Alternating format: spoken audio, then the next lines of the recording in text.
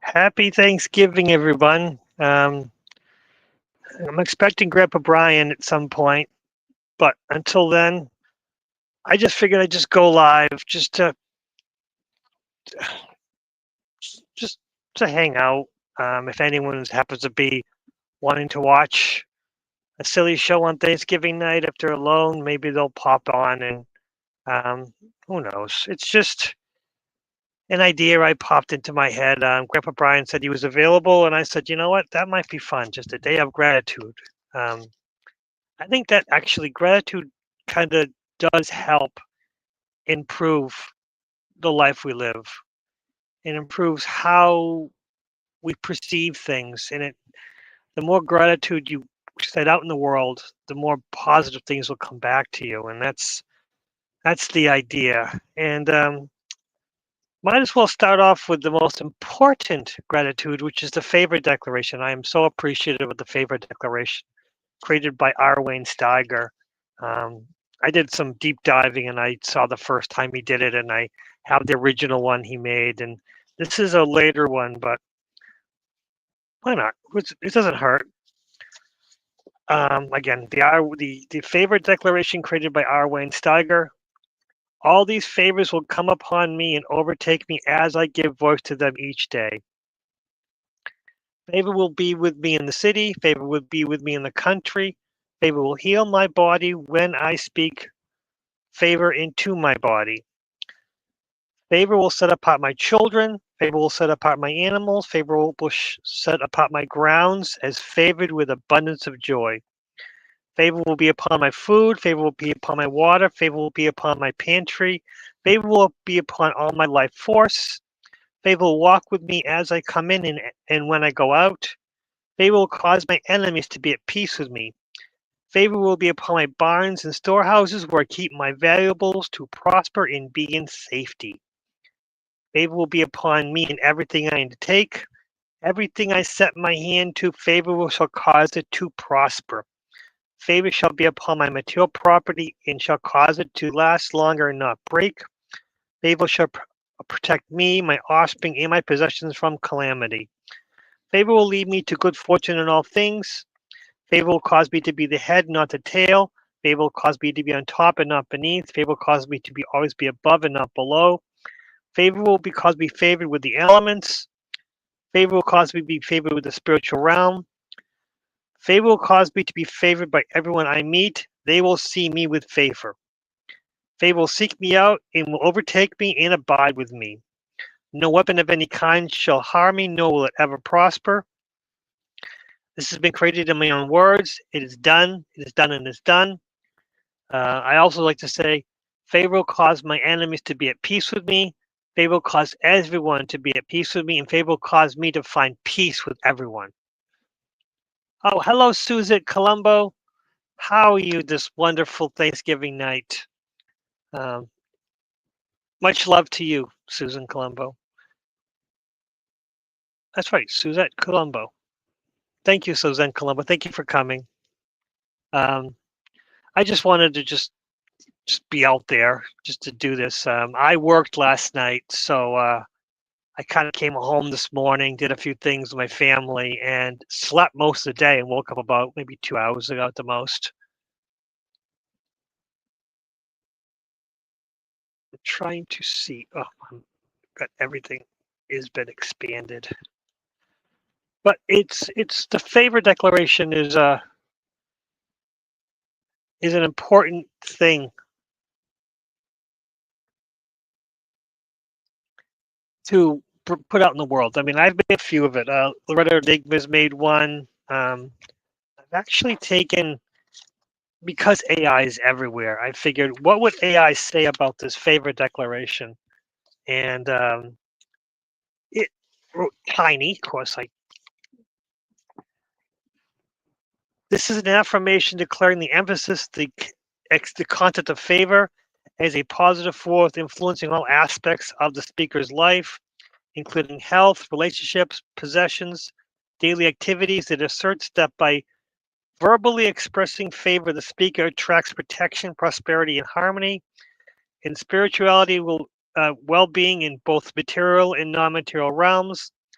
The text concludes with the belief that spoken words have creative power, ensuring that what is declared will be manifested. And yeah, that's to sum it up pretty well. Mom and I are well. Oh, great. Oof, yes, it's good. It's good when people are healthy and everyone's going well. Um, I'm not sure what I was going up for. I mean, I have been. Well, let's go with that. I have this concept is going on in my head. I've been meditating um, on the concept of God and the Creator and the source of it all. And of course, the more you look into religion, Christianity, or whatever religion, you find that the core beliefs are solid about taking care of each other, about being good to each other, and just taking, just basically being kind. And that's basically what the core beliefs for a lot of religions is kind. And then once religion comes on board, once it becomes a standard religion, then the dogmas fall in, and the dogmas kind of contradict the original religion. And I mean, Christianity, Jesus Christ. It's about love and honor and taking care of each other and just being kind. I mean, Jesus hung out with lepers and paupers and tax people and prostitutes and the lowest of the low, crippled people, handicapped people. Just he hung out with the lowest of the low, and even the Samaritan, the Good Samaritan. The funny thing about that story is, at the time of Jesus, Samaritans were seen as taboo.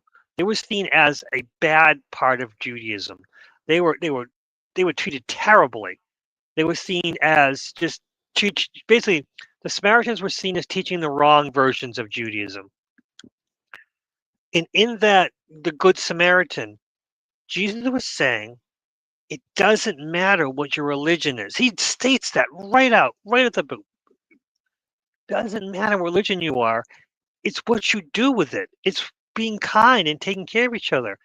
The Samaritan gained nothing prosperity. Actually, the Samaritan actually could have suffered because the person he was helping was from what would be the religion that was, you know, it was prosecuting or persecuting him. Prosecute. So the Good Samaritan was doing an act which could have put him in danger by helping this person.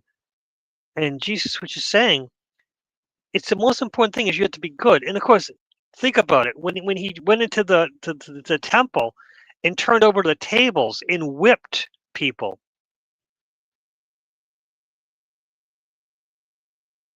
Oh, the email didn't come. Well, that's strange. Let's try this.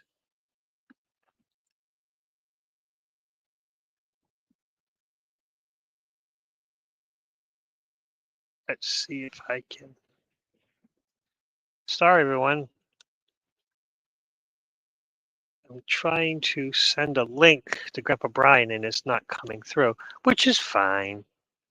That's just how things are. But back to Jesus. He went to the temple, saw that they were not doing his bidding. They were not doing God's work, which he believed in God's, and he kicked them out of the temple. Um, and why did he do all that? Because they were not really practicing kindness. I mean, they were ruining. They were actually doing worse for him from his point of view.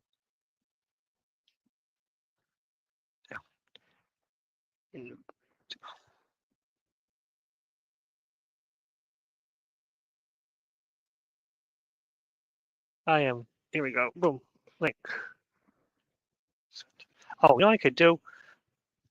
Why don't I put the link in the script? Whatever. Now I've blocked myself. Focus.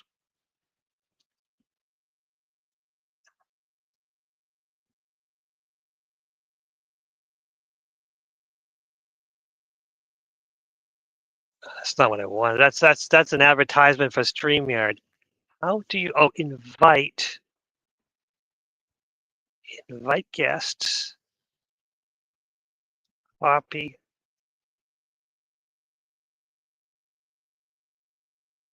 Maybe that'll work. There. So I put a link actually in the conversation. So, oh, now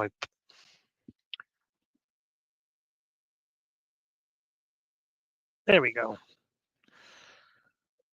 Oh wow, I wasn't paying attention. Hello, Elder Belly, Lakeside Laura. Thank you, Lakeside Laura. Thank you for coming.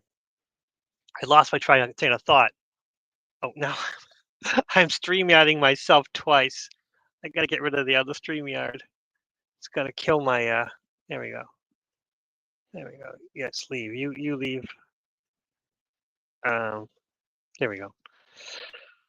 Yes. Jesus went into the temple, whipped the money exchanges, kicked them all out, and that really shows if Jesus came to the church, or any Christian church, any of them, he would be dismayed. I'm going to say that he would be dismayed and disappointed in the beautiful architecture and um, the all the waste. We became less about taking care of each other and more about the presentation and about the dogma, and it's very sad. It's very, very sad that all this happened, that we lost the true teachings of Jesus Christ. I mean, the truth, everything about the dogma, about the punishments and about hell. That's not what Christianity. That's not what Jesus was teaching. He was teaching about being good, being kind, taking care of each other, just doing the right thing. I mean, a lot of religions is just about doing the right thing, being at peace, finding your own path. It's okay. I mean, there was never proselytizing about conversion. I don't think Jesus had any need to convert anybody. But then later it became so important that, oh, if you got to be saved by Jesus Christ. I just don't think that's what he wants. He wanted to follow the teachings about being good, about being kind, about being nice. I mean, it is just so important. But then I started meditating on the concept of God and about, the God of the Bible being a storm god or a god of war, and that whole thing. And I met a deity who really was just a pure area of bliss, comfort, calm, peace. And it was all about just being the best you can be and not worrying about the right way to do things. And that's the problem with religion. It's not about being there and doing the right thing. It's about the presentation. And if our religion removed the presentation and just came off the pulpit and brought the food to the people, I think that's what original Christianity was about. The first Christians, the first right after Jesus Christ passed away, the torture, which is another thing on the side, but it was all up because a lot of the original first Christians before Constantine got involved was about getting together with a meal at least once a week, getting together in the hearth, in the kitchen, feeding each other. And everyone brought something. And if you were rich or poor, you ate together as equals. So the rich could bring more, the poor could just show up, and they could just teach about how to live a proper life. Yes, exactly. What we have sent, what we send out comes back is 100% the truth. One of the things is that I've been trying to get my mind around is the concept of gratitude. That for a long time, I was manifesting amazing things because I was thankful for the tiny things. Um, it's so important to be thankful for the time. I mean, when you drive into the store, which God forbid this time of year is going to be atrocious, but when you drive in the store, you find a parking place that is exactly what you need. Not exactly what you want, but what you need. It's good to be thankful. Thank you for getting this parking space for me. When you're driving, and some reason you can see the red light, but when you get close to the light, it turns green at the right time, and you can go right through. It's good to say thank you, of course. But if I see the light go from red to green, my first instinct is everyone stopped? Um, the past few years, I've been in 3 accidents, but just the weirdest. Losing 3 cars to me. I mean, I never been in an accident in my life. Never lost a car, and I lost 3 cars in the course of 2 years. Crazy. But each time the accident, I end up better off, even though it's horrible. Having an car accident is just one of the uh, most terrible things. Let's see, and boom. There we go. Grandpa Brian is now in the chat. Hello, Grandpa Brian. Hello, how are you? I am just vamping. I'm just trying to talk off the top of my head. I'm just talking about being grateful. This Thanksgiving is about gratitude. That's about it. I mean, having the food and everything is nice and all, but just being grateful for what you have and grateful with the people you're around is so important. What do you think? What do you think Thanksgiving's about? uh, I think we're having an internet issue. Huh, this is weird. I Yeah. can hear you talking, but your mouth's not moving. I don't know what's going on. It just might be the internet. The internet's been weird lately. I can see. I got myself. I got my. I'm next using my tablet because my tablet's got a better camera than my laptop. I'm using the laptop for chat. This is fun. This is just. It is weird. Life is so weird. I just go with it and just hope for the best. That's all we can do. I mean, it's just people Actually, hanging out. Yep. actually, what I'm hearing is about a 30-second, 40-second delay. Really? Mm-hmm. That's crazy. Let me back out and try to come back in. Yeah, that sounds fine. There we go. It is weird. The internet is weird. And I see myself. At least I got the sound off. Yeah, religion. I'm really vamping. I mean, I have all these ideas for shows, but now I just want to just sit and just talk and just be relaxed and have fun. Um, but yeah, I think the most important thing we have is just being thankful for what you have and having people around you. Um, I'm thankful for part of a group that keeps each other from being lonely, and that's the most important thing. To be honest, up until last night, I thought I was going to work tonight. So I told my family and my friends, and I can't do Thanksgiving. And right now in my refrigerator is 2 turkey dinners, 2 chicken dinners, and there was a pork dinner, but I think my son has eaten that. But again, so but my wife is still asleep.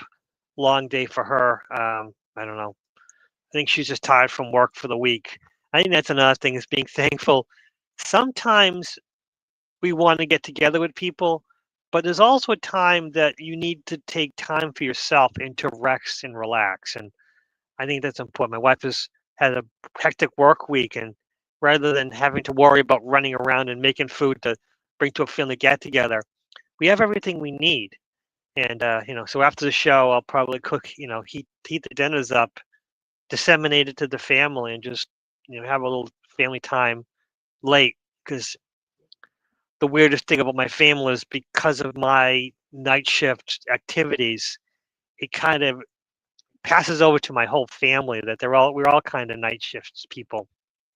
Uh, my son can, he works remotely, so he can do his work anytime, and his whole schedule is closer to mine than to a normal person. And if I had a choice, I would have a day shift job. But the problem with me is I'm very good at what I do. I'm very good at working nights. I hate working nights. It does terrible things to you, but I'm effective and efficient. And let's just say the powers that be, the management, like what I do and kind of keep me where I am.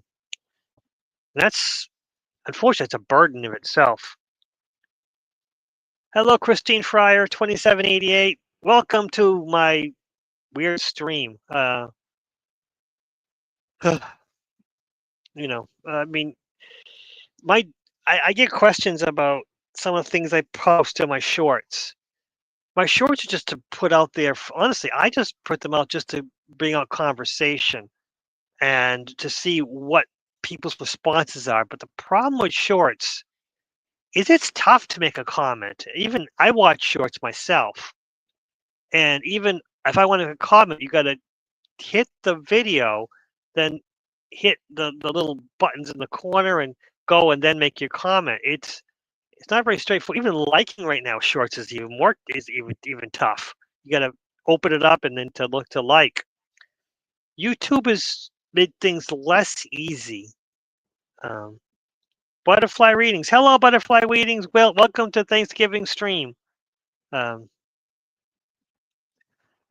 really don't know what my plans were. I just wanted to go on and just bring it out to the universe. I do know Victor's going to be on tonight. About was it 9?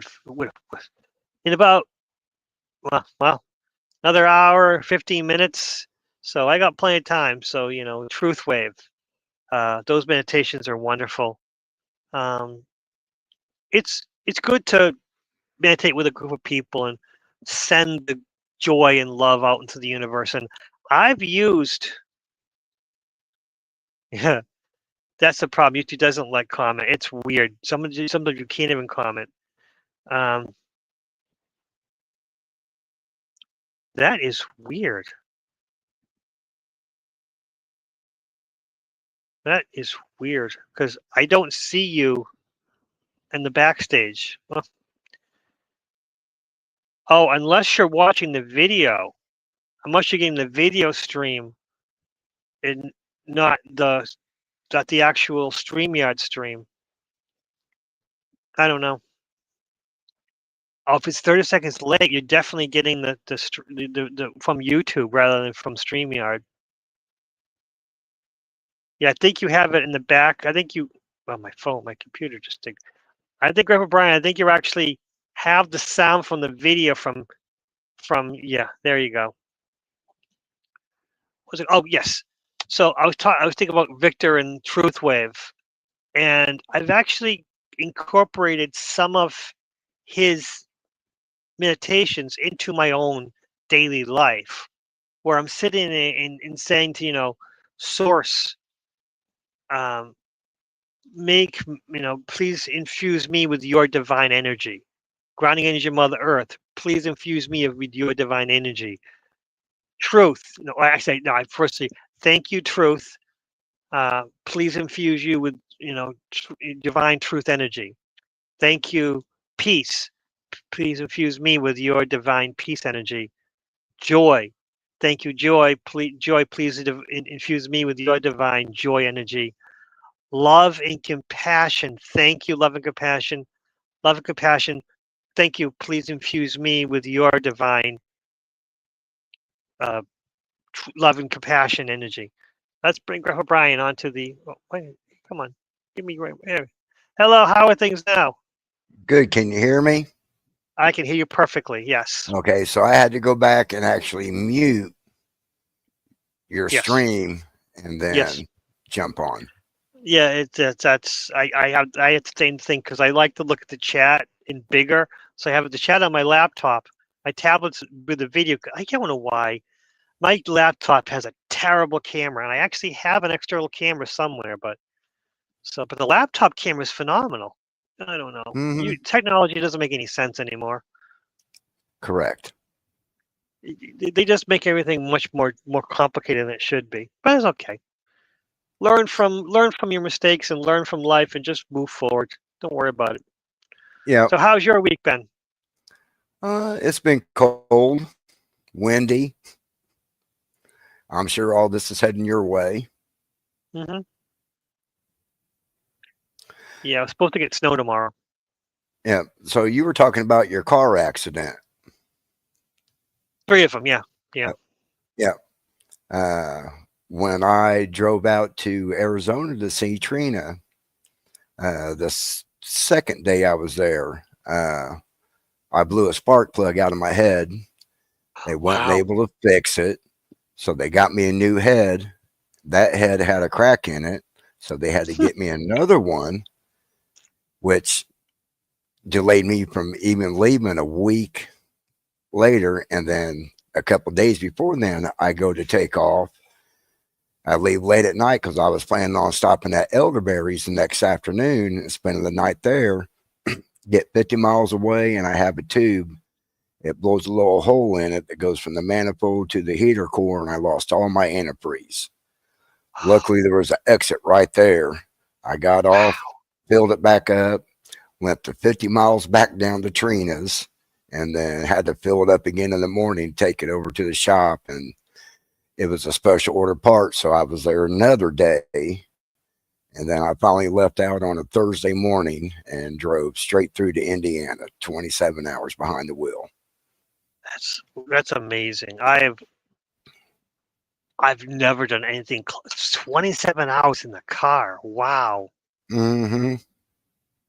That's a miracle to me. That's a lot. I've done 18 hours at the most, and that was tough. I was exhausted. 27 hours. Wow. Yep. And I had this one with me the whole time. Yeah. So I had a couple of funny things happen to me. Well, kind of funny. I'm just about into Arizona. I'm still in New Mexico, and I go to pass a semi. Well, he starts speeding up, and I was like, what are you doing? You know, and I speed up even more, and he keeps speeding up. And I was like, what the hell is going on? Luna's looking at him, and he's just sitting there waving at her. Then it happened to me again in Illinois, but the truck driver, because she was hanging out the window, he was actually videotaping her going down the highway. That's adorable. Mm-hmm. But yeah, that trip ended up costing me $2,400 in car repairs. Wow, wow, wow. So that makes a total of about $7,000 that I've sank into my truck this year. Wow. I had the whole front end redone, new power steering pump, new pulleys. I had everything replaced in the steering column. And luckily, my company, because we use the same mechanic, they bought my brand new tires before I headed out west. Well, that's a good thing. Wow. Yeah. So luckily, everything happened when I was there instead of between like Albuquerque and Flagstaff. That's 300 something miles with not very many stops along that stretch. It gets you thinking, maybe you belong there. I mean, it's like the universe said, no, you're staying. Exactly. Everything kept happening. No, you're staying. You're staying here. We're going to try to do as best we can to make you stay here. Wow. I just kept thinking that's the universe is like, nah, you're staying here for a little while longer. That's amazing. That's because all that highway miles, all that driving you did, and everything happens in Arizona. All the problems in Arizona. That's weird. Well, last year I drove out there twice, and when he went to fix all my front end, where the steering knuckle comes into the steering box, it was cracked and about broke. Wow. So at any given time, that could have broken. I had no control over my vehicle, and So something was watching over me going out there and coming back twice last year, because he said it's been like that for quite a while. That's interesting, yeah. Because one of my accidents, I asked about, getting the money to repair it, and they said, no, one of your motor mounts rotted out. You're lucky that this accident happened, because the car would have been, one of those falling out, because the way the car they make cars now, it's just like everything is so made that nothing's redundant, and once it falls apart, the car is useless. Yeah. And that's the But same way with the electric cars now. oh god, It's cheaper to buy a brand new car than it is to replace the battery in one of those. exactly. That's one of the weirdest things is, yeah, those cars that I think it was South Korea was making a car with a plug and play battery, and it just went nowhere. I think this is what the industry wants: disposable everything. I don't understand. It's Hmm. crazy. It's crazy because, yeah, I remember that we're talking about that. My friend of mine has a Prius, and he was talking that he'd like to keep the car in the future, but they told him, yeah, that after the battery goes, this is worthless. There's nothing. It's just it's far more expensive. Even if you could get a battery at a recommended price, doing the repairs to change it out is just astronomical, because the way the cars are put together, it's like a puzzle, like was a watch. Like a watch. Everything's got to go with, get in the right way. Just kind of sad. I mean, Yeah. my dryer. I have a newer wash machine, but an older dryer. And when basically we had an older wash machine, and when that went, the guy came and he says, honestly, I could repair this, but something else is going to go. But that dryer, you keep that dryer, because the new dryers with all that computer BS, it's useless. So you keep it. You can do all the repairs on this dryer and be fine. He says, and I'll do it for you for cheap. It's an easy repair. But and it literally after the washing machine, because he came to fix the washing and said he's not going to do it, and I had paid for the hour anyway. So basically, he showed me within 5 minutes how to take apart a dryer and how to do all the repairs, and that's what I've done. I repaired the motor, the belts, the heater, the fuses.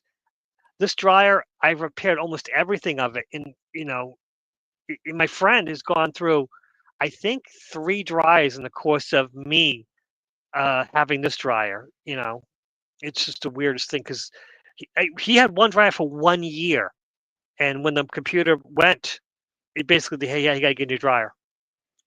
So Wow. yeah, the computer. You don't need a computer, right? Why do they computerize everything? It's ridiculous. Well, Because they want AI in control. yeah, that's the truth right there. It's Big Brother watching you, and now Big Brother, computers and everything. Yeah. It is So have you crazy. been kind of keeping up what's going on around the world besides what they're telling you on the national news? Like No, over in Nepal, the citizens went into their parliament and basically oh, burned their that, parliament yeah. down. You have a couple weekends ago, you had over 150,000 young Mexicans out on the streets protesting. They want the cartels out, and the government's not doing anything. Well, it's getting the Uh, money. Yeah, yeah, yeah. Crazy. you got Canada, Saskatchewan, Manitoba, and I do believe British Columbia. They're really close to voting to leave Canada. They're Hmm. tired of it, and you're starting to see all these changes starting to go on around the world because people are actually starting to wake up to what government's really all about. I think one of the next uh, people I think you see starting to uprise will be over there in the Far East. Not going to name a country, but we all kind Yeah, of know who I'm talking about. But you just yeah, don't want to. But yeah. it's starting to happen everywhere. It's even starting to happen here.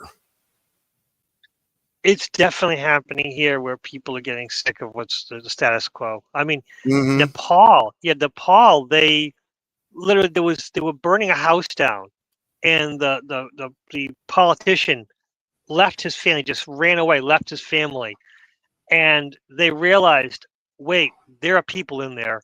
So they went in, they put the fire that they started, they put it out, saved his family, protected his family, who he abandoned in the house. And they like, no, we're not after you. It's your husband who is the problem. And they, and then the fire was done. They got and they then of course they destroyed the city. They destroyed the apartment, and the next day they started cleaning it all up. It's like Yeah. Because once the citizens gain power, they turn everything around rather than us when we protest and we destroy things in America. They kind of tend to just leave it and make the government pay to clean it up, and that's our problem. We expect the government to fix everything for us, and they're not. They're just going to take advantage of us. But Yeah. And I also forgot about England too. They took to the streets, the citizens there, and they have destroyed over 22,000 cameras in their cities. I've heard about that. Yeah. I mean, there's a lot going on. The people's they're tired of, like you said, the status quo. It's just not. It's not human centered at all. I mean, I'm not afraid of AI, but I'm afraid of the people who made the AI, because I don't think the AI is the problem. It's just because AI is a program, and whatever it knows, it's been programmed by people, and the people who are doing it, what's their agenda? Because the AI works on the agenda that's programmed into it. So yeah, and of course there's no one AI. AI is everywhere. There's multiple versions of it, and yeah, it's getting there scary. I mean, AI is scary only because the people they put into it. What are they planning? Yep. On a lighter note, I read, I don't know, probably about 10 to 12 chapters in the Nag Hammadi. Yep. I am going to be getting that book here soon, and I'm telling you, that's one that everybody should read. You talk about something that will really blow your mind and open you up to that. When I started reading that, that's when it all started coming to me about the trap, that it doesn't begin when we get born here. It actually begins when we cross over. Yes. And I think you were talking before about the part of the trap is the guides, the soul, the guides. The people call them their guides. Yeah. And I did ask my guides about it, and they yeah, absolutely. And the problem is once guides are, this is the explanation they gave me, is that guides are there to show you the path, not give you the answers. Once the guides are giving you the answers, they're betraying you. They're manipulating you. The thing is, they have to give you the pieces of the puzzle for you to put together and go. And that's what frustrates in our society. We're people who like the answers, who like the quick fix. And my guides are like, that's the trap. Once people say, oh, my guides told me this, my guides told me that, that is a sign of you're being manipulated. True guides are guides, not giving you the answers, but giving you the tools you need to find your own way. And then was it avoid the light sort of thing? It's far more complicated than that. It's once you see the light, you're in the wrong place. There shouldn't be choices here and there. You should already know where you're going to go. Once you're saying, having family members telling you, come to light, you don't even know if it's your family member. It could be who knows? It's about, you already know the path you're going to take. It's not about which way do I take. You're already trapped at that point. It's so. The more I look into this stuff, meditating on this stuff, the more answers I get that are saying, yeah, the answers are in you, and you have to have self-confidence in yourself and believe in the answers are in you. You may not have all the answers, but you have the tools to find them. Yeah. But we want the easy solution. We want, and of course then there's what is it? The library. The The Akashic people are, records. yes, the Akashic records. That's another problem in itself, because you're here not to look at your old records. You're here to live this life and live the next life and do that. The Akashic records is another manipulation, but that gets in kind of fragile, because people I know and respect, that's what they work in, that kind of thing, and I got to be very careful when saying those kind of things. Well, the one thing I found out about the Akashic records, it's kind of good because you can see cycles with people, and then you can learn to break those cycles because now you're aware of you having them cycles within people. Yeah, that's true. If you have the cycles, you can learn that you're you're stuck in the cycle, and that you need to work on this one to prevent yourself from being in that cycle. It's true. But you remember back on the October 24th Andromeda 7 show, I was in the chat and I posted that a question about karma and possibly being tied to maybe a contract that you have with somebody. Okay, yes. So ever since that night, and just stuff has been coming to me. So I kind of almost figured out, because, they say that the negative entities, which are basically the archons that control the construct of this reality right now, we're starting to break free of that. So I started thinking about the contracts. Like you had a contract to do somebody wrong. Well, what happens when you do wrong to that person? What does that create? Suppose it causes negative things for you. Right. Negative energy for actually both of you. So it seems like that when you're signing these contracts, it's set up to create negative energy for them to feed off of. Because how many contracts do you sign where, it's all about good things happening? You probably don't sign many of those. Most of the ones you'll probably be signing is, someone doing you wrong or you doing someone wrong. That creates negative energy for them to feed off of. I think that's all part of that trap over there. Well, if you read all the way through the Nag Hammadi, they actually talk about when you cross over, and yeah, it's very interesting. I also watched a video when I was out there, Trina's. Our military has a fascination with the afterlife, and they do basically like in that movie Flatliners. If you've seen that, where they would put them into cardiac arrest, they'd go experience the air side, then they bring it back. Where our military loves doing that. Yeah. And a lot of the people that crossed over, they didn't want to come back. And all the love they felt when they first crossed over, that all turned to pressure and said, you need to go back. You need to finish it. And there was just nothing but pressure. The love went away and there was nothing but pressure for them to come back. Yep. So, and I was also thinking too, maybe sometimes we're forced to come back because they're like, all right, you have to, like Jim out there at All My Relations. He passed away, and then within a year, they're like, hey, we need you to go back to do this. So, it's always, we need you to do this.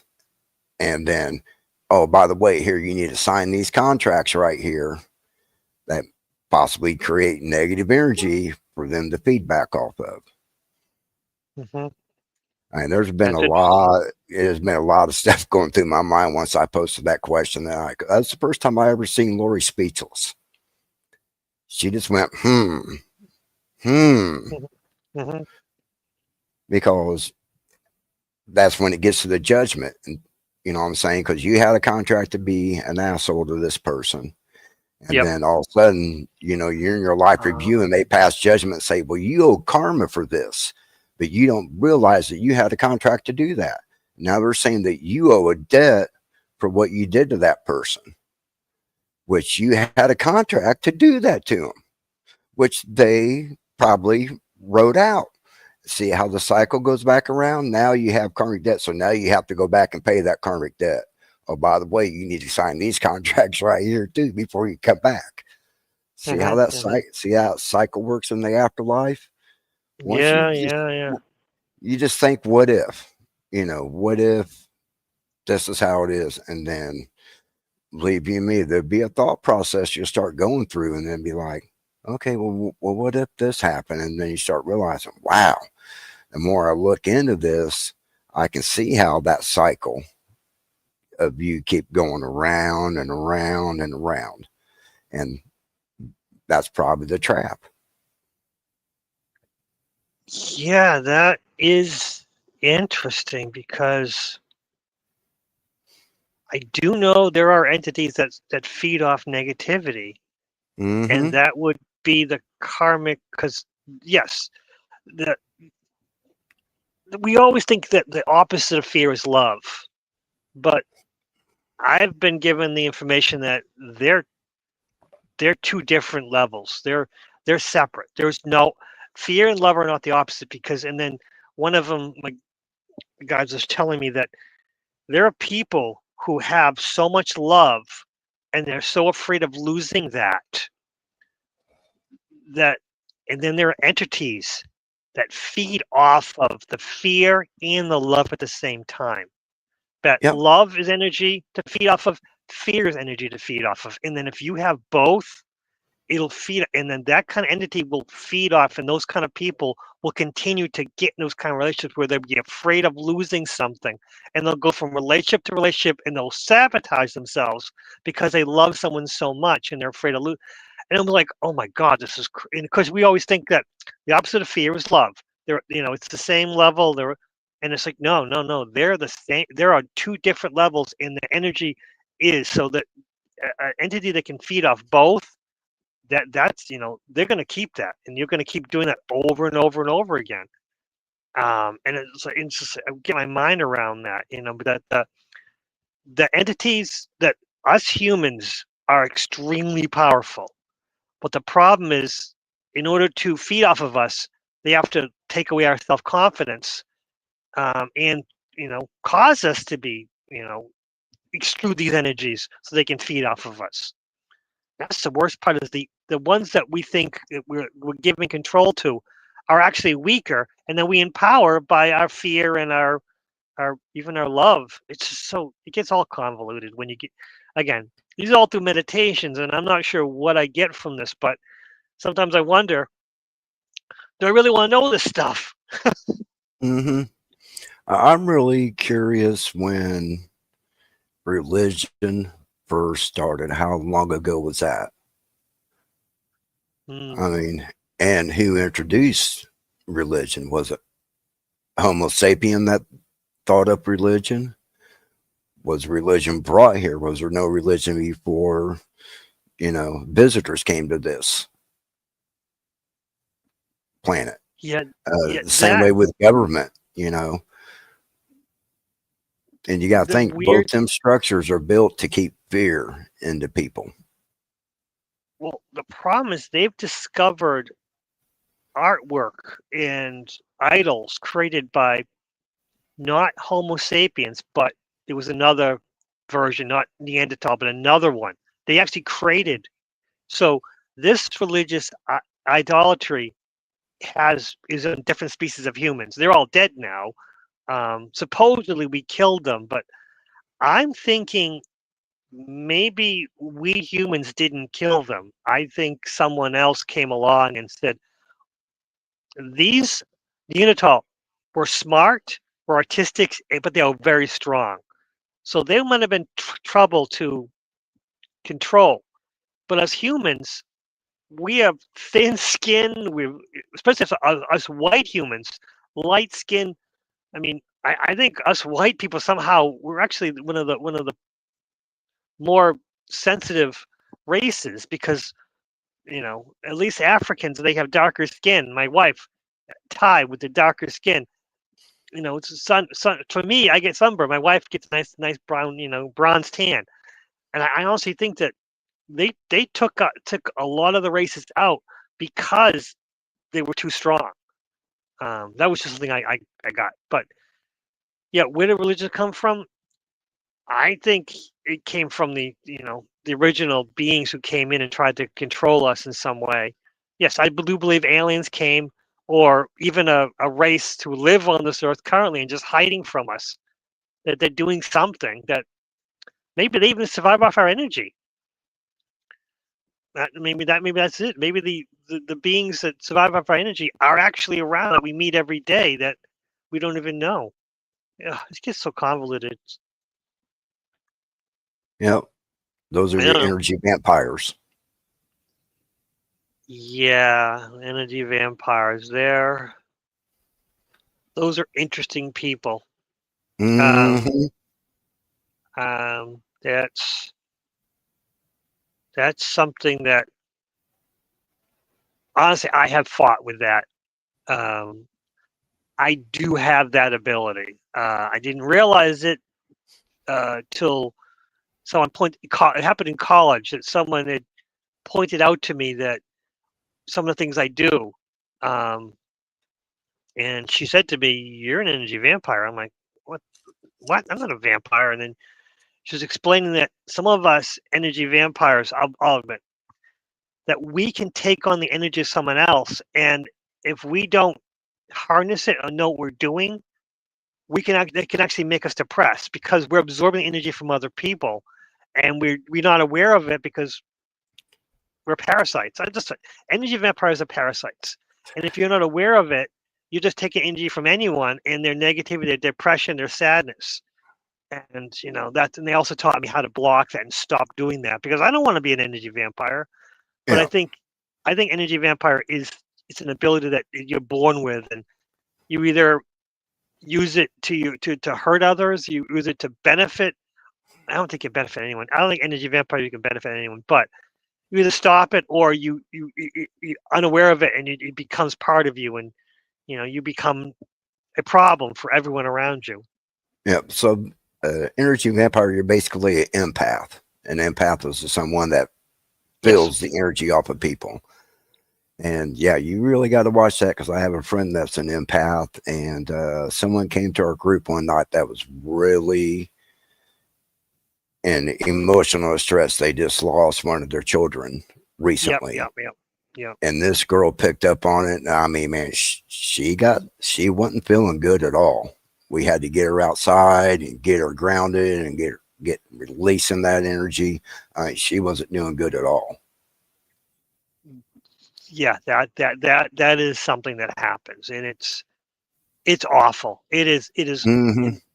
And I've done that. I've actually walked out of parties, um, and my friend's like, "What's wrong?" And that's when I had a friend who used my ability uh, to judge other people, to get information because I would feel it, and then I would leave, and he would go, "Wait, something's going on," and he would come in and he'd ask me questions because he was the kind of person who was curious about this kind of thing, but had no, he had maybe he blocked his psychic ability, but he had no ability. So he was fascinated by me, and from me would help others because he had the advantage that I didn't because I couldn't be near these people because their negativity. So he figured that he would use me to go help someone else because he was a very Christian individual who loved service of others, big altar boy and everything, service of others, service of others, service of others. But he believed he didn't have psychic ability, so we would use the psychic to help others. Those stories are just crazy. Oh, I can't, yeah, that was weird. Where I had another friend who was dating a girl, and started talking to her and realized she's in the wrong relationship. And then I'm really like, wait, she's dating my friend. And then realizing that there was that the relationship she has, my friend was a great guy, but was negative because she needed to resolve her problems with her father. And somehow her problems with her father was being expressed with my friend, and my friend was abusing that unknown to him. It was a whole thing. So I left. I couldn't handle it because I can't tell my friend that this girl you're dating, you're bad for her. So I talked to another friend of mine, and we're talking back and forth, and he goes, "Yeah, that makes sense." We started, and he realized from his unbiased point of view that they don't have they were seen as a great couple, but he realized it wasn't a healthy relationship, and he couldn't figure out what was going on because they seemed, by looking at that, they were a great relationship, but actually they weren't good for each other. It was a strange thing, but yeah, being an empath and taking the energy from people, it's tough. And if you're not have control of it, you'll mess your life up. No question about Yep. it. Yes, you will. But grounding is one of the biggest things. It is so huge that if you have problems, learning to ground solves a lot of problems we have in our life. Not all of them, but most of them can be solved with just grounding. Just going outside, getting your ass outside, in God forbid, taking your shoes off, even in winter, and just being connected with the earth.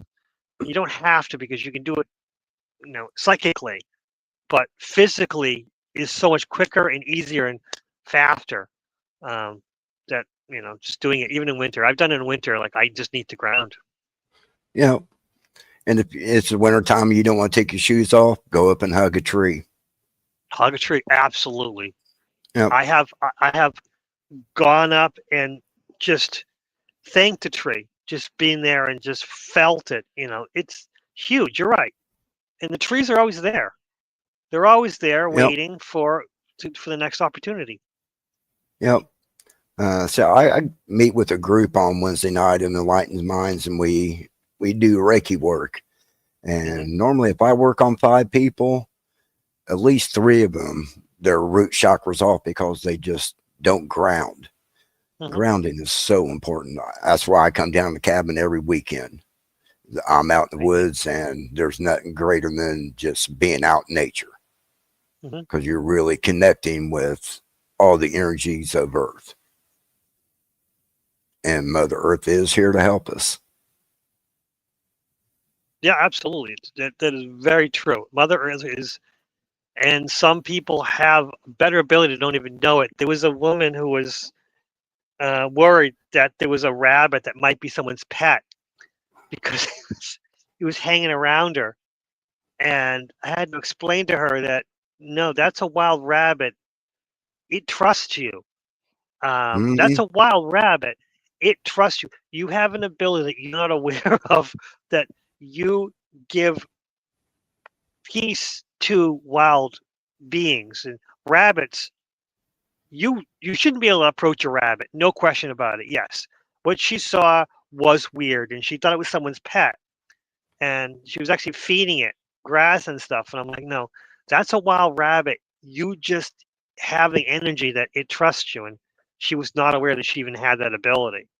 And then, once I brought it out, she was out hiking and walked by a deer. I'm like, yeah, I've had that same thing where the deer just barely reacted. And these kind of things just happen more and more once you have a great relationship with Mother Nature. If you Well, can ground, yeah. Animals can see your aura. They can feel your energy. It's just like Trina. She was cleaning the house. The people wasn't home. They hadn't been home for months. She walked out the back door, and there was a bobcat sleeping on the lounge chair outside. They startled each other, and the only thing that went through her mind was stay calm and send it love. And they're like, oh, you have the most beautiful eyes. And she backed off, and it just kind of went on its way. So if you don't react to them, and you just remain calm. That they see your aura, they feel your energy, they know you're no threat. Very true. Very true. I came upon a fisher. We call it fisher cat. They call them fisher cats, but they're fishers. They're supposedly very, very, very aggressive animals, and I was within 4 feet of it, and I went, "I'm sorry," I'm not, and it was like, "Oh, cool," and it barely reacted, and for me, initially, I had fear because I'm afraid of the thing. I'm like, "Oh no, no, no, I'm at peace. I know, no, I want no problems with you, but no problems with me. We're cool," and it was, and I was talking to one of the other people, and like, "Oh my God, that could have attacked you because." If they feel threatened, they will attack because the fisher cats will, they're very aggressive when threatened. It's just that what's they're not. They'll actually kill coyotes. They actually Wow. can. They're not very big. They're big as a raccoon, but they can actually kill deer. They're just very aggressive. They're small, very powerful little animals. But again, you're not a threat. It won't bother you. And it was just the weirdest thing. But yeah, he was talking with the Rangers, and they go, yeah, yeah, they're very aggressive, but as long as you don't throw a short threat, and as long as you don't corner it, you should be pretty fine. But Yeah, interesting. Animals are crazy. Animals are interesting, definitely. that they are. Hello, Chloe. Thank you for coming. Uh, oh, it's Susie Q 412. Hello, how you doing? Yeah, So I don't know. Yeah. yeah, I started last week reading volume 17 of the Saint Germain series, the I Am Oh, interesting. Discourse. Hmm. Hmm. Really good book. Interesting. Don't So, know much about that. yeah. So there's been some other things going through my thought process, and it's all about that what if. So, and it got me thinking about Jesus. So, what if we were meant to combine our lower three chakras into one, our middle two chakras into one, and then our top two into one? Each of them spinning pure white energy. And if you look, Mm, that would be the Trinity inside you. I wonder if that interesting. is achieving the Christ consciousness when you're able to do that, take and compress them into one another and only have three chakras. Mm. Just some thoughts that's been going through I mean, there's a lot of stuff that goes through my head sometimes. Yeah, well, three is a sacred numbers. Seven is Exactly. like, yeah, 793. Interesting. Yeah, chakras that's another thing there's more to it than we even know. I know that, but hmm, Yeah. finding the chakras into that would be interesting concept. Mm-hmm. Huh. I'm gonna write that down too. So you're talking about Yeah. 3 root, 3 center, and 2 top. Yeah. So like your root, sacral, and your energy solar plex combine into one, and then your heart and throat combine into another, and then your third eye and crown Yeah, chakra combine into the third one. And I that's think if you're interesting. able to do that, I think they would spend nothing but white light, and your aura would probably be white and gold. Hmm.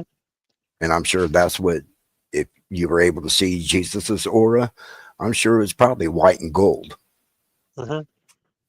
True, true, true. Yeah, I mean, supposedly the name Jesus is made up, and Yeah. I've been thinking But, about that. How is this, yeah. religion of love and this deity from the war god from the Judaism? How could Jesus be, the agent of love? And I'm thinking to myself, what if the original Christianity religion was the first religion that was stolen by the Christianity?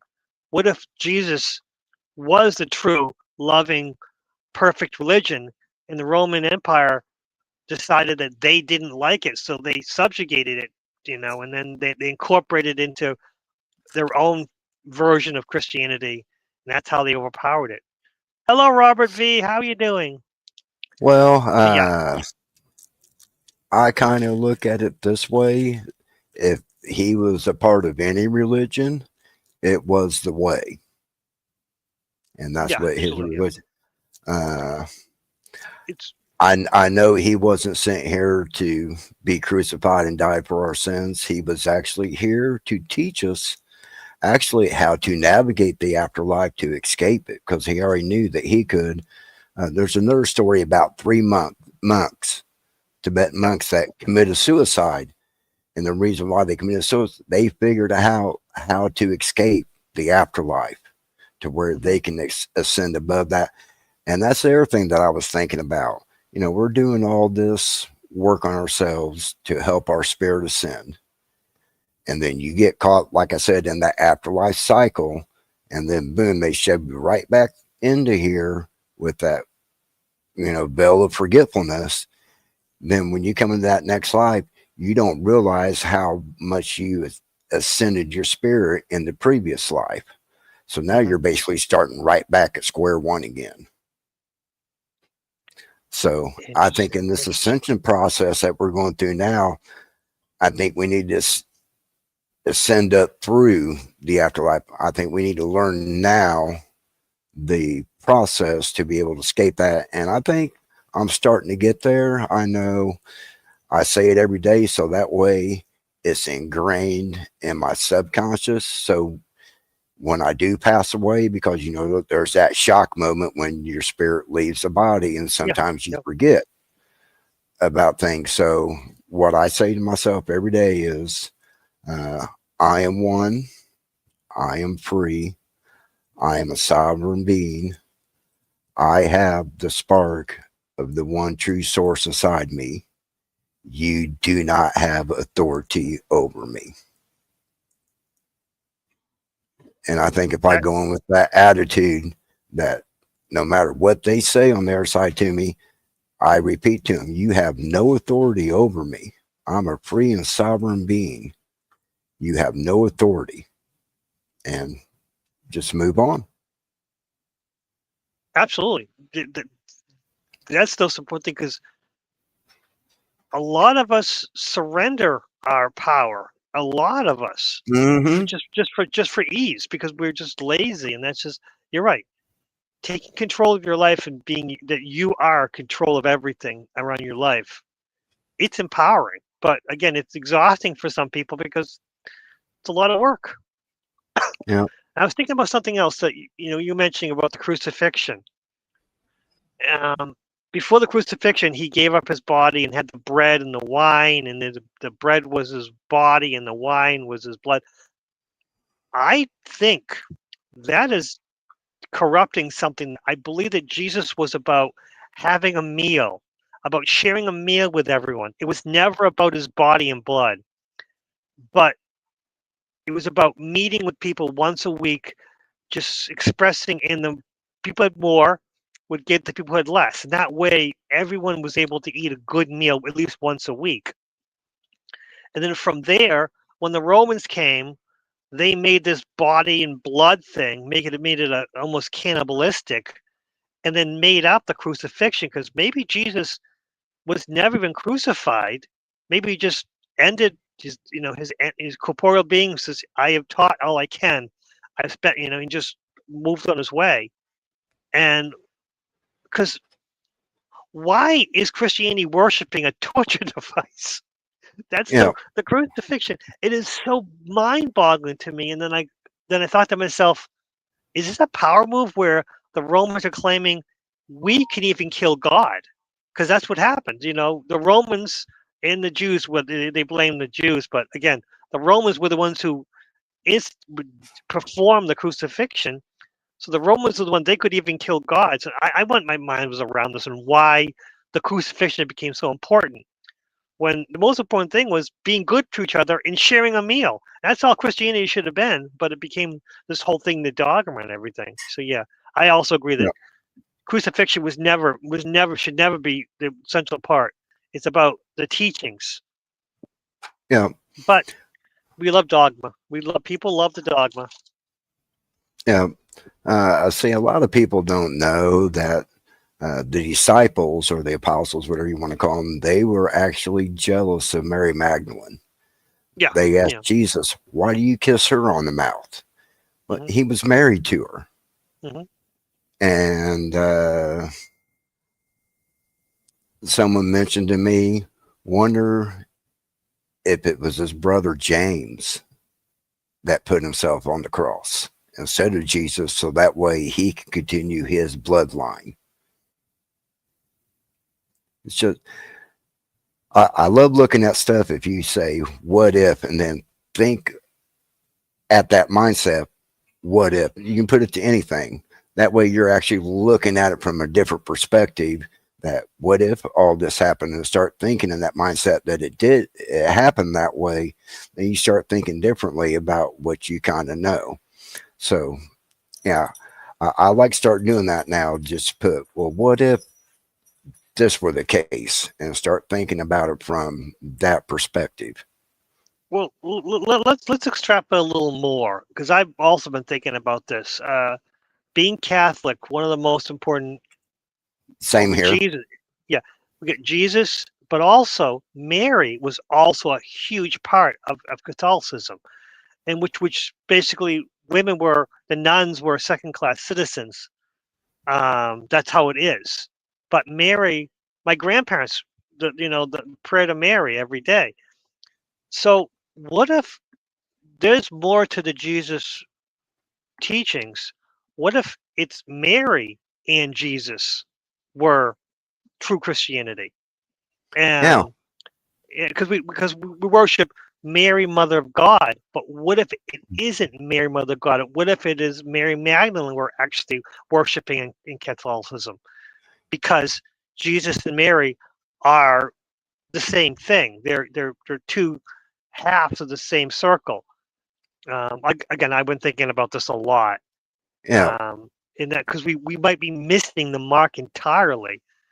Yeah. Because there's Well, so many the things about yeah, Mary discovered the tomb was empty. Maybe she didn't. Maybe she wasn't even there. Maybe Jesus and her were gone. yeah. In the Nag Hammadi, the disciples or apostles asked Jesus again, "Why do you teach her things that you do not teach us?" Hmm. And his reply to was, "Because she understands." Hmm. Which is telling you that the apostles really didn't understand what he was truly trying to teach. Only she truly understood what he was trying to teach.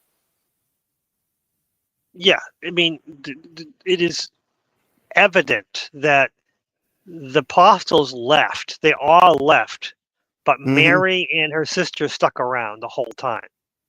Yep. So it is very evident, that when Jesus said that by the the crow cawing or the cock calling, you will betray me 3 times. Mm-hmm. But then Mary never betrayed him ever. No matter what Right. version of Mary they try to create, she never betrayed him. So even though they might, they disrespect Mary, made her a prostitute, made her all these kind Oh of yeah. things, but they still had to tell the truth that she never betrayed Jesus. She was always there. Um, you know, so Well, you got to she think was, you know, that. she was also there during the the awakening when they all had the fire on their heads. Oh God, doesn't matter. Again, I being Catholic, I know all the stories. Mm-hmm. But when they were all for teaching, they all were given the fire of the Holy Spirit, um, the Pentecost. Mary was there for that. They talk about Mary being there, which is supposed to be a man's group of all the true apostles. But no, Mary was. This is yeah. This you're right. There's a lot to this that Mary was equal to Jesus. There's no question about it.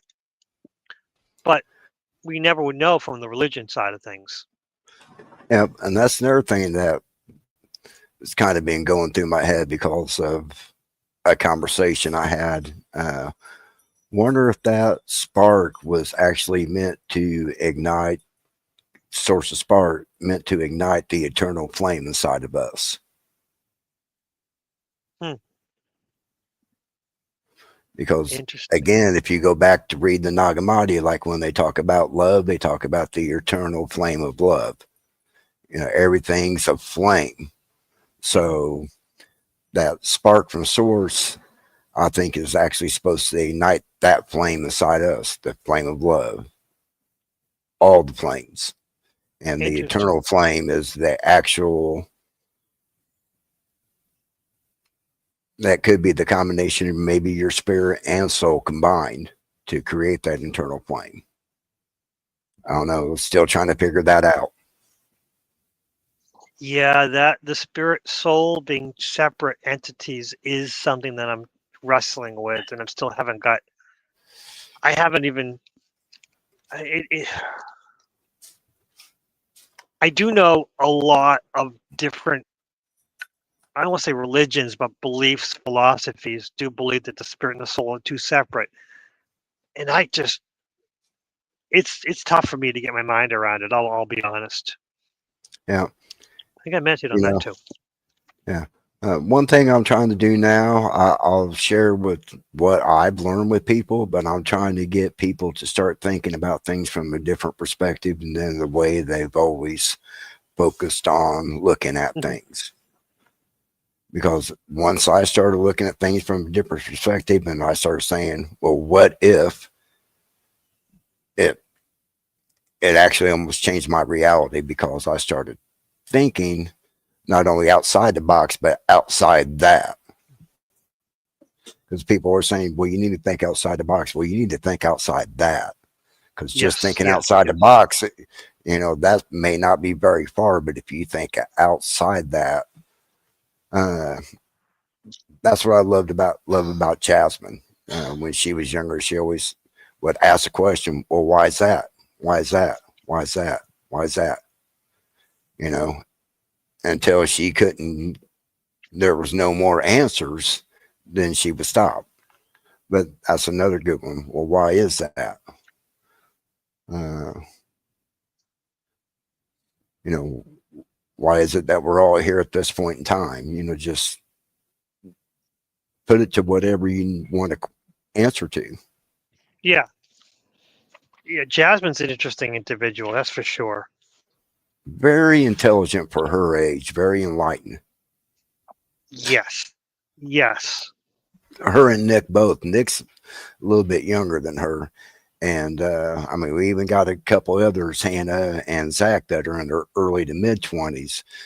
I way beyond where I was 10 years ago. I mean, just absolutely amazing.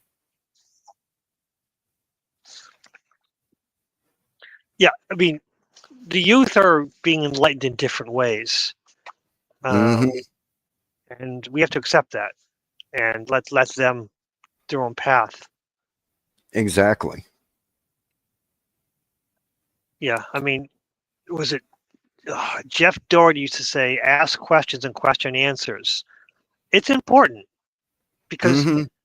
oh yeah, that goes with something. I one of my meditations. What does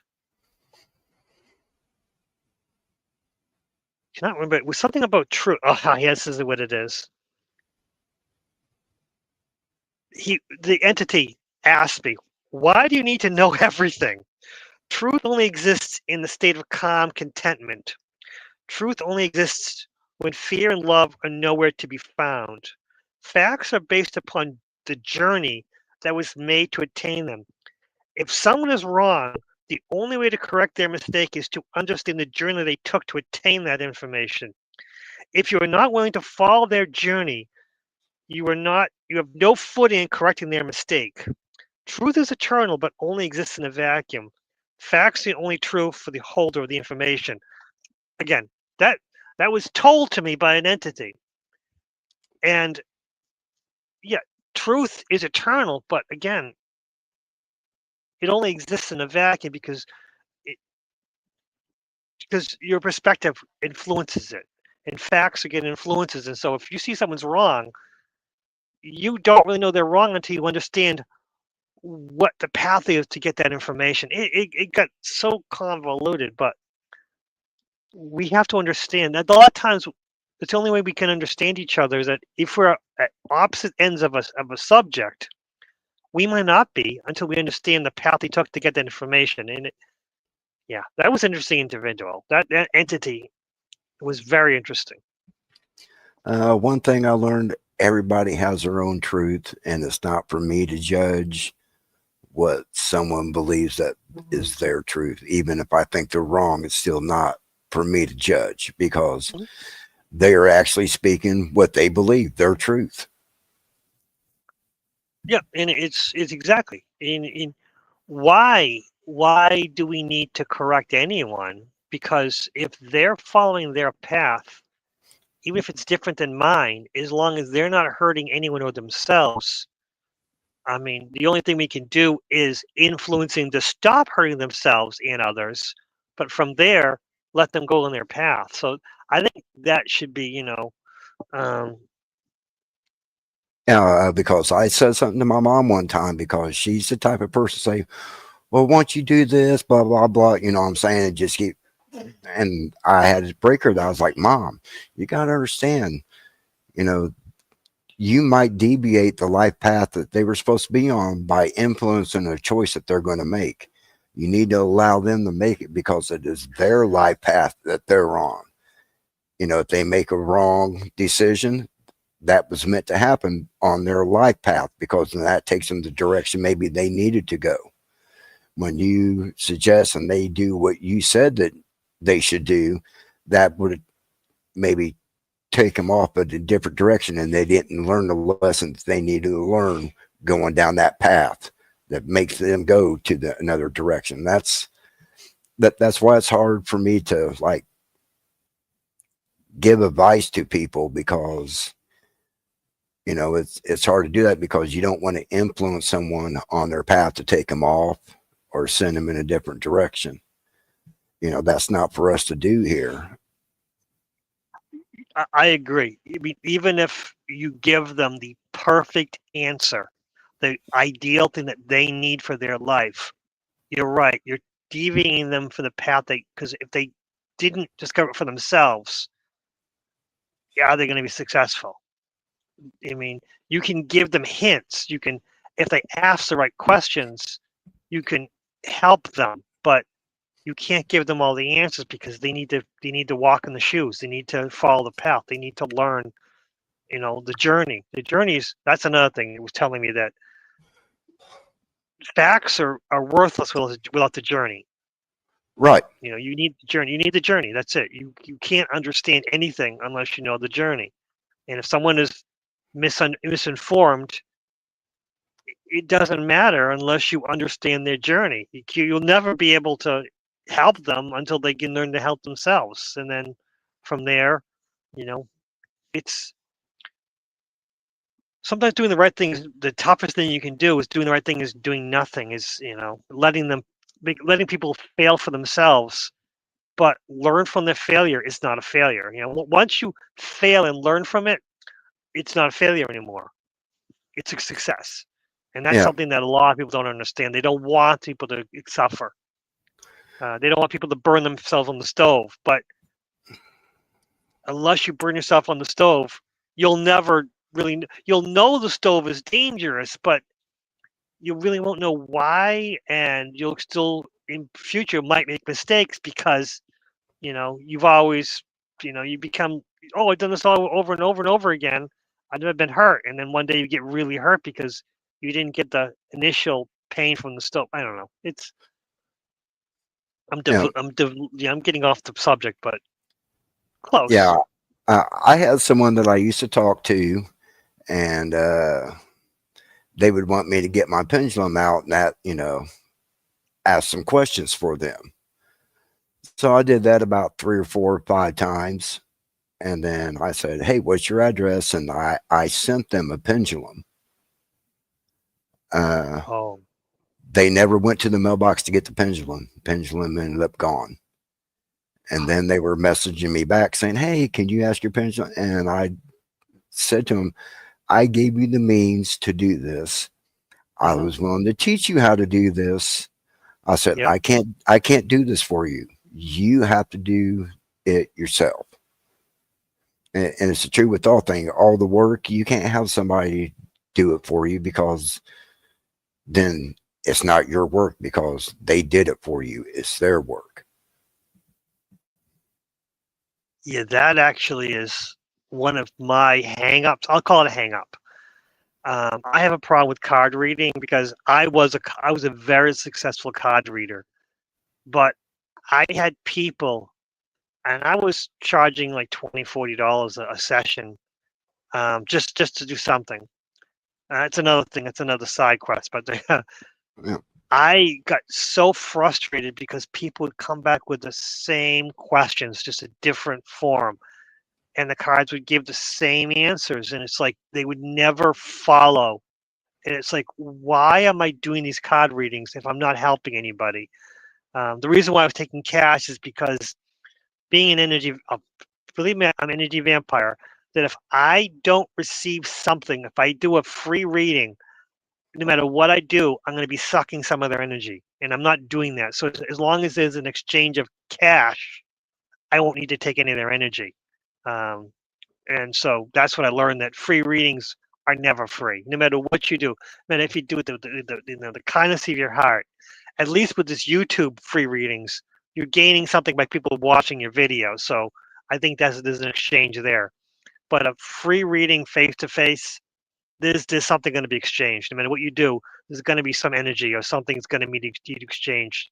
Even a tiny thing needs to be done, or it's going to be equalized. But yeah, I have a problem with card readings. I always have, because my own experience. Again, it's a hang up. Yeah. Because people, I mean, why do a card reading if people's not gonna, not gonna follow the advice? Right. And God love him, Isby. I Yep. used to read for him all the time, and the same cards would come up every time. And I was like, and I knew what was going on in his life, because me and him talked quite a bit, and the cards would just verify it. And I was like, dude, you need to change. And I just kept on him and kept on him and kept on him. And I was relentless with him. And then Yep. when he passed away, he connected with Teresa and wanted to give me a message. And Yep. he said, thank you for never giving up on me. And I didn't. Hmm. Just always try to make him realize to just talk and talk. And he realized that I never gave up on him. Hmm. And that's one of the worst things you can do for somebody, is give up on them. Yeah. True. I know it gets frustrating sometimes, and you're trying to help them and guide them, and they're just not getting it. And then if you quit, then, boom, there's abandonment there, and they're like, they could be lost and really don't know where to go. But if you just, they'll realize when they cross over that, hey, they never, even though I didn't get it and I frustrated them quite a bit, they never stopped trying to help me or gave up on me. And that's a good feeling to know, when someone that crossed over and said, you never gave up on me. That made me feel good inside, because, I never did give up on him. Loved him like a brother, and got to hang out with him 3 times. So Yeah, that he was very interesting, mm-hmm. and I think he had such potential, but I'm not sure where he was going with it. Right. I know he had a lot of potential, but I always felt it was, I don't know. I don't know. Yeah, I Yeah. mean, a lot of, whew, there's a lot that's happened in the past few years. Yeah. I think the original Brian, what was his name? Brian, Milky Way Soul Tribe, Yeah. Milky Way Brian Messengers. Barnett. Yeah, Barnett, yes, because I knew another Brian Barczyk is another guy who he was a reptile guy. He passed away too, but Brian Barnett, he's the only reason why I have a channel. I used to lurk in the background, watch his shows, and fascinated by it, but never. I didn't have the confidence to even talk in the chat, let alone do my own show. And then anyway, he passed. It just, just I never expected that. I thought for sure. I mean, he was doing holographic universe, and I was reading the book, figuring he was going to go that was the next step, and he was reading that, and then he moved on. God, that was weird. And then, then of course, Andromeda 7 grew out of that meeting. Everyone talking about that, and wow, so a lot happened. There's a lot happened in the past 6-7 years. Crazy. Wow.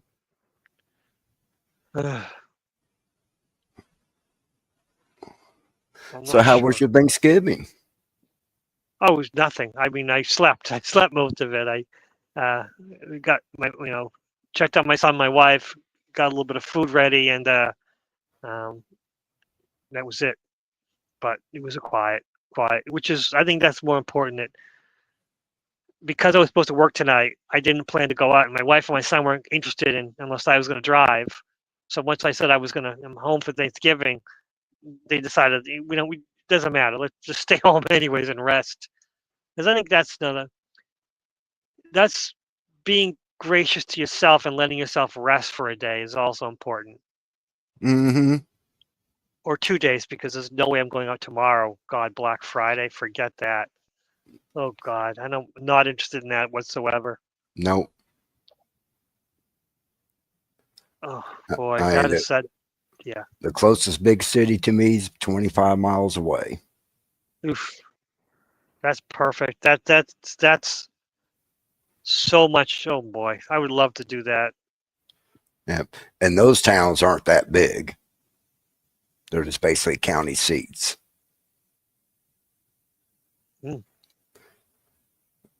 Now, up where I live at, it's nuts up there right now. Yeah. Because I went to the grocery store a few days ago, and it was packed. It was packed, and the energy was so off. Yeah. And that's when I knew I'm doing Energy Vampire again. I got to stop that. I got to go ground. I got to stop it. I got to get out of here. And because I don't, sometimes I don't even realize I do it when I just absorb the energy from other people till I feel it, and I'm like, oh, I'm feeling awful. Yeah. I got to meet my grandniece today. Cool. Still didn't get to hold her because I'm not vaccinated. That probably won't be for a few more months, but I'm all right with that.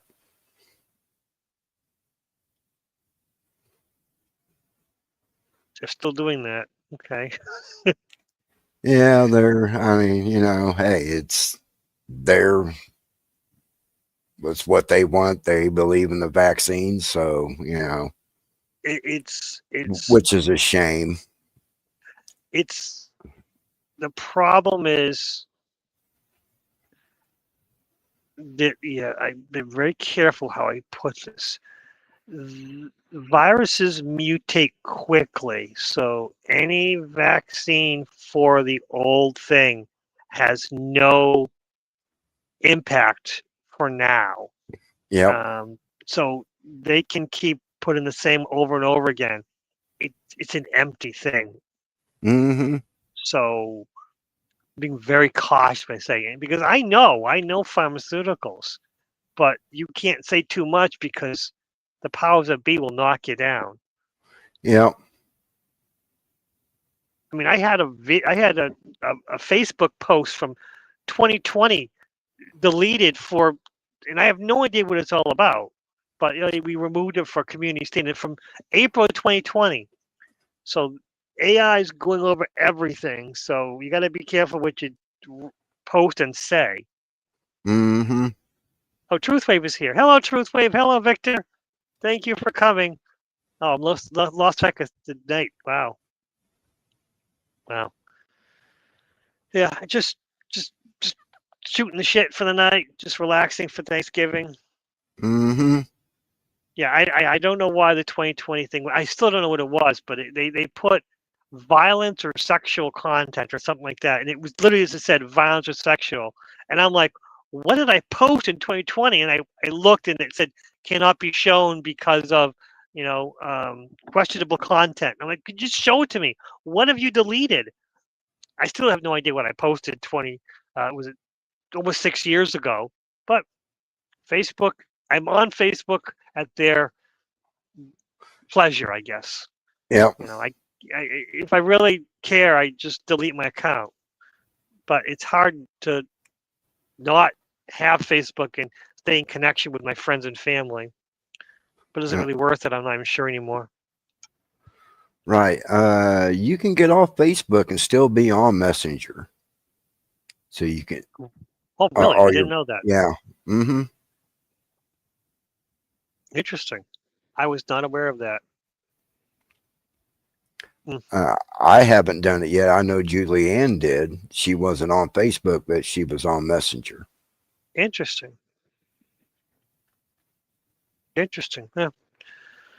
Well, I don't know. I hopefully Facebook will get on the right track, because I don't think it's not a healthy place to be. Right. I rarely get on Facebook. I basically did it to get on Messenger. Yep. It is a good way to stay connected with people, definitely.